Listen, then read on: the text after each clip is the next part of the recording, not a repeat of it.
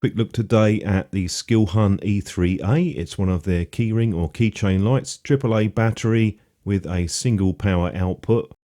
They've sent a few of these in for review, and I have the different colour tints as well. There are 3 in total, and that includes the neutral white, cool white and the high CRI. Thought it'd be interesting to see the difference in the output. The high CRI is actually about 75 lumens, slightly lower power output.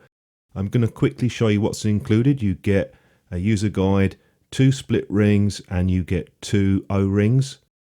Quick look at the body and the design. You can see there is quite a lot of knurling on this, and do note there the positive terminal indication for battery up.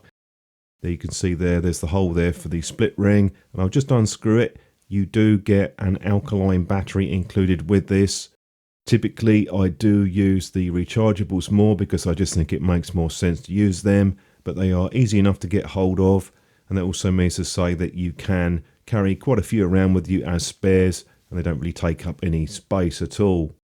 I'm going to be using the PowerX AAAs for the beam shots, which I'll be doing a bit later on, and in addition I thought it would be useful to compare this to the Olight.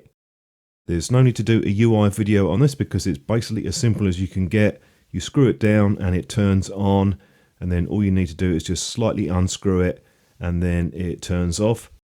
We only have the 1 power output on this. I know some people might prefer to have a lower one as well. Going to be comparing the Skilhunt to the Olight i3E EOS because I've had this quite a few years now. You can see the markings on it where it's been used with the wear. In terms of the size, Skilhunt is a fraction smaller in most dimensions, a little bit wider on the head. The build quality is quite similar, good quality aluminium, but there is more knurling on the Skilhunt, makes it a bit more grippy. We also have some differences in terms of design. They both have optical lenses, but the Olight's more of a plain one, whereas the Skilhunt has this sort of honeycomb pattern over the front of the lens as well. With the white balance, I got the same colour temperature for the Olight and the cool white on the Skilhunt. We're down to about 5000 with the neutral white, which is similar to daylight, and then onto the high CRI, that is quite a warm tint, around about 4000 kelvins. Just thought I'd put the manual on screen for the Skilhunt. Not sure that you need it, but it is there. All of these torches are 1.5 volt batteries, so do bear that in mind. With the Olight, you'll notice you do get a little bit more range out of this, even though it's rated 10 lumens lower.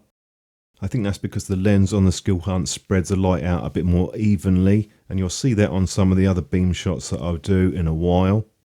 They rate the neutral white for the same output, but you will notice a drop in power on the high CRI. Perfectly normal for the warmer tint torches to have a slightly lower output. Got a few more beam shots for you, so do have a quick look at those, and I'll give you a few thoughts at the end of the video.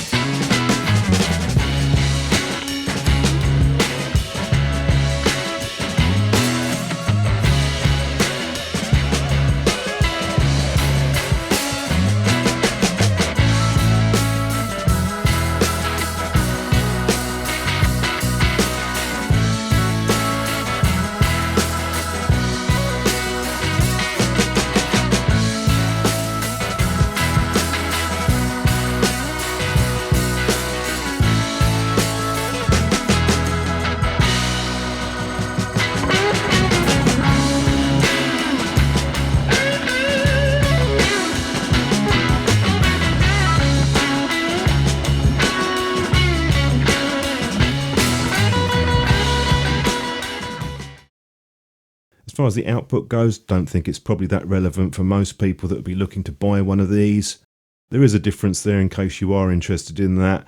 What I do find more interesting with the Skilhunt, and one reason I would pick that over the Olight, is because you get a better bundle. You get spare O-rings, 2 split rings, but the fact that you get a choice of emitters, that is what I like on the Skilhunt offering.